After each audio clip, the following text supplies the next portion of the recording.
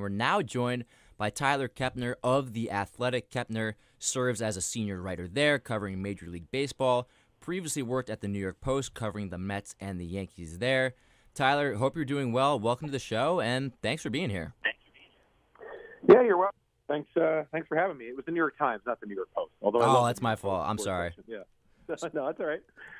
So, that's all right. How's it going? Good? Everything's good here, and we're glad to have you on. So to start, the Baseball Hall of Fame class of 2024 was announced the other day, and you have the distinction of being a voter amongst other esteemed baseball writers. So if you could you just take a minute and just reflect on having that privilege and what it means to you to be part of such a special committee every single year?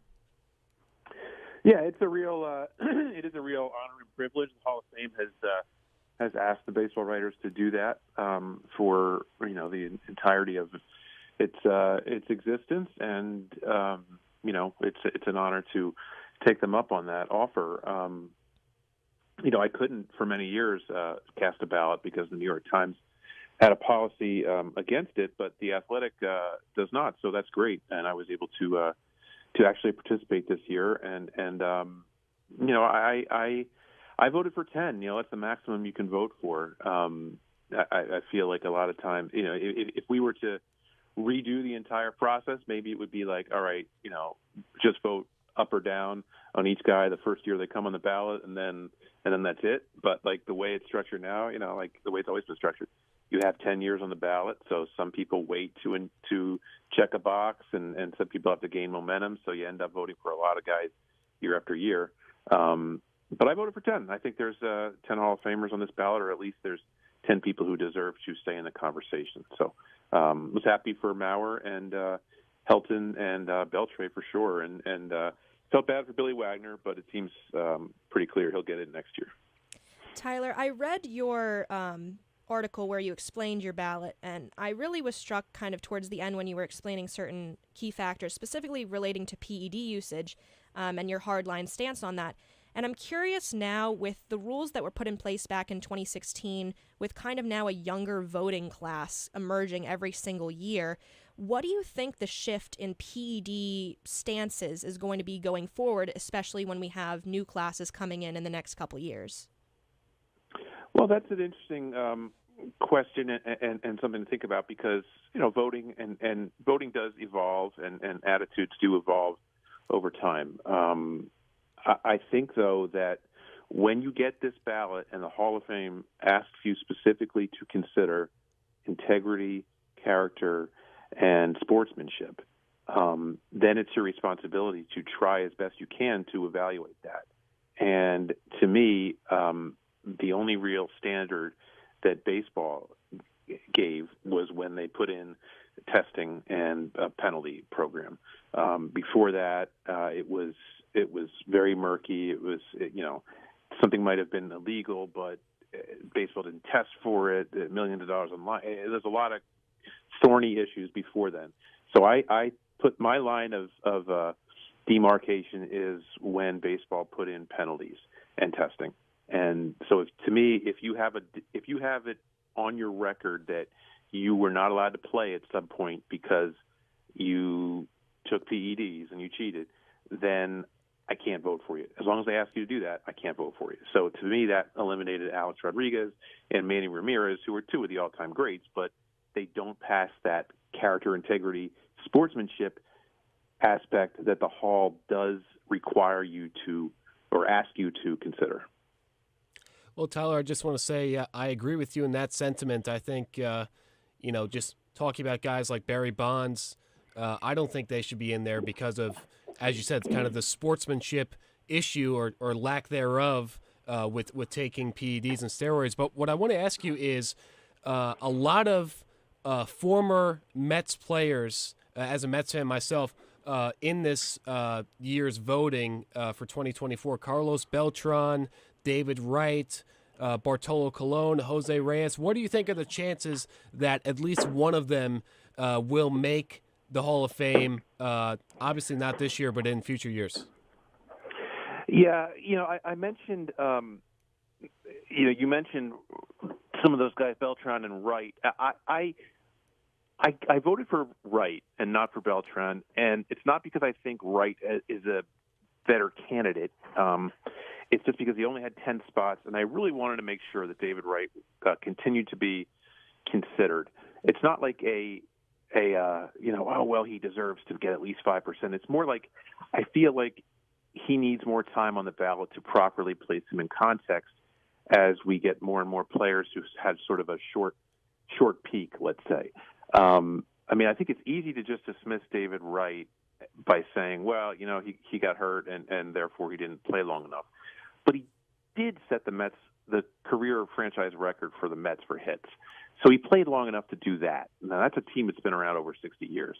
And he was, for a 10-year period, on a Hall of Fame, a Hall of Fame caliber performer. So then the question is, how long do you really need to be considered a Hall of Famer? Now, Roy Halladay had 10 years of dominance, but really nothing else besides that. And he's in the Hall of Fame now as a pitcher, of course. So anyway, I just felt like with Buster Posey and some others coming up, even Joe Mauer to a certain extent, that David Wright deserves to be in that conversation. Tony Oliva is just in the Hall of Fame. Took him forever, but he's in there. And David Wright and Tony Oliva have very similar candidacies. So I felt like it was important for Wright to stay in the conversation. But I do think Beltran is probably a better candidate, and I think he'll get in before too long, despite the sign stealing thing at the very end of his career. Tyler, I found it interesting that you mentioned that you put the maximum amount of players on your ballot at 10 players, and I feel like now more than ever in terms of Baseball Hall of Fame voting, it's tougher to distinguish players that had great careers, to say, and that top 1% that end up being a Hall of Famer. And you kind of wrote a piece in The Athletic recently explaining your thought process behind your ballot. Just what, in your eyes, separates a player from one that might have a really strong career and one that puts them over the top as a Hall of Famer? Yeah, that's a great question. I think it has to be a blend of the subjective and the objective. I think you need to leave an impression that was memorable and historically significant beyond just a good set, an excellent set of numbers. And I look at someone like Bobby Abreu, who I have so much admiration for as a player. I covered him a little bit with the Yankees. He was terrific.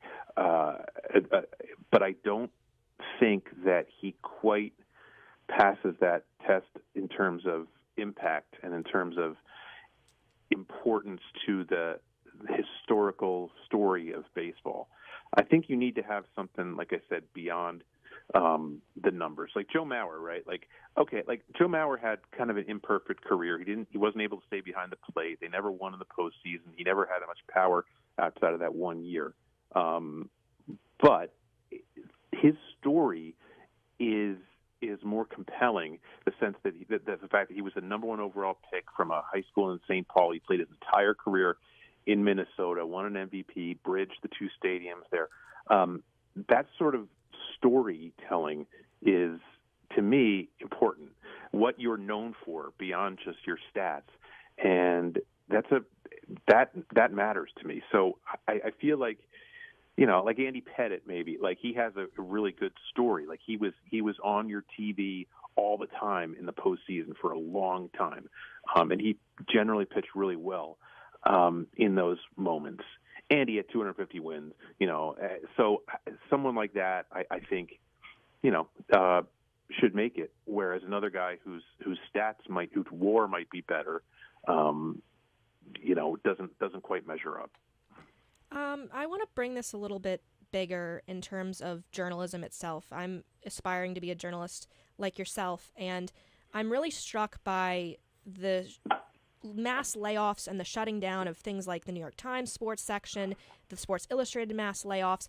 I'm really curious from your perspective as a journalist, do you think it's really, what is kind of the difficulty for these historic sports organizations to really kind of stay in factor, and what is really in the future for the world of sports journalism in terms of all of these things? Yeah, that's a great question. I mean, I would never discourage someone from pursuing something that's their passion. I mean, my daughter just graduated from college last year, and now she's working in a newspaper. So, I never discourage anybody who has that passion and that talent. But it is tougher and tougher to make a living in this business. It's harder. It's hard for media organizations to find ways to turn profits. To make enough money to have robust staffs and robust travel budgets and that kind of thing. This idea that you have to be there for all the games and all the moments and take advantage of all the access. That's what I was raised on. That's what generations were raised on. But now, it seems like a lot of places are cutting back on that travel and on that access. And with that, you chip away at the expertise and you chip away at the quality of the product.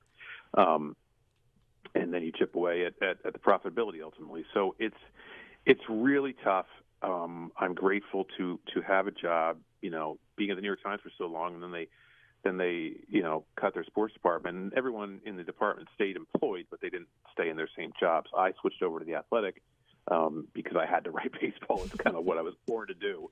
But yeah, it's hard, and I don't have the answers. I feel terrible for the people who are so good and so talented, who just happen to work at an organization where, they made some cuts, and a lot of really good free agents out there in this business. It's hard. The opportunities are getting more and more limited, and then the opportunities they do have are really, really low paying. So it's tricky. It's very hard. Talking to Tyler Kepner, baseball writer of The Athletic, here on One-on-One. Tyler, before we let you go, I want to talk about the ballot next year for the Baseball Hall of Fame, reverting back to that. And there's a lot of interesting names of first-timers that are going to be on the ballot next year. Now, we see that Ichiro Suzuki, probably a shoo-in to make the Hall of Fame easily with the career he had. But you look at a couple other guys, CC Sabathia, Dustin Pedroia, even a Felix Hernandez, and there's an interesting debate between whether certain players get in on the first ballot or if certain people entering the ballot next year get in at all. So really, when you look at the 2025 newcomers into the Hall of Fame ballot, who do you think has the better chances of getting into the Hall of Fame when all is said and done? Well, Ichiro will make it, obviously. That's no question. I think it should be no question that CC Sabathia should make it. I'm surprised it's really even much of an issue for some people. I mean, everybody except Roger Clemens, who's eligible and has 250 wins and 3,000 strikeouts, is in. So I'm like, let's not overthink this. 250 wins, 3,000 strikeouts, plus Cy Young, won a World Series with the Yankees, a high-impact, memorable career, great guy, just all of it. Teammate, leader. To me, he's way over the line. So I think CC should and will make it, whether he makes the first year or not. Pedroia and Felix Hernandez will cause me probably a lot of sleepless nights, debating their candidacy in my head and studying them up and talking to people about them and comparing them to historical figures. I don't know yet where I stand on them exactly, but I certainly today wouldn't be ready to say yes on them like I would on CC and Ichiro. So I think Wagner gets in next year. I think Ichiro for sure gets in, and then whether it's CC or whether Beltran or somebody else crosses over that line, we'll see. Gary Sheffield falls off the ballot, unfortunately. I loved him as a candidate, but his 10 years are up. So, but yeah, Ichiro and CC for sure. Felix and Dustin, I will spend a lot of time studying, thinking about. Well, Tyler, we'll let you go here. Thank you so much for coming on the show and giving your insights on the Baseball Hall of Fame and other aspects of the sports journalism field. We really appreciate the time. Yeah, you're welcome. And, I really don't want to discourage, you guys or anybody from getting into the business, because we always need more talented and driven people. And I always have felt that if you're talented and if you're driven, then things will work out. And that's maybe a little naive, but you'd be surprised how few people really are both talented and driven to work hard. So, if it's your passion, keep at it. And it's just a narrower path to get where you want to go. Thanks so much, So good luck. Tyler. We appreciate it. All That right. was Okay, guys, thanks. Tyler Kepner, baseball writer for The Athletic, giving us everything Baseball Hall of Fame.